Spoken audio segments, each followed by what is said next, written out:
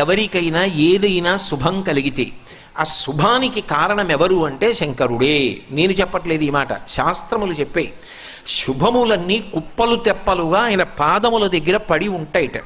ఆయన అనుగ్రహించాడు అనుకోండి, ఓసారి ఇలా అంటాడు అంటే అది ఎగిరి వెళ్ళి ఇంటికి తోరణంగా పట్టుకుంటాడు. అందుకే ఒక గడుసు కవి ఒక మాట అన్నాడు, నేను ఓ పువ్వు పట్టుకొచ్చి మీ పాదాల మీద వేశాను అనుకోండి, నేను వేసినది ఇది పువ్వు, మీ పాదముల మీద ఉన్నది ఇది పువ్వు.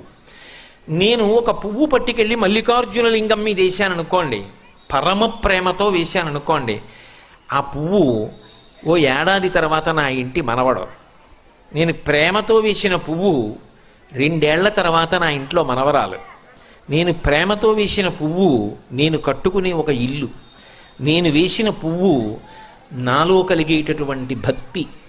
నేను వేసిన పువ్వు ఏ వయస్సులో నాకు రావాలో ఆ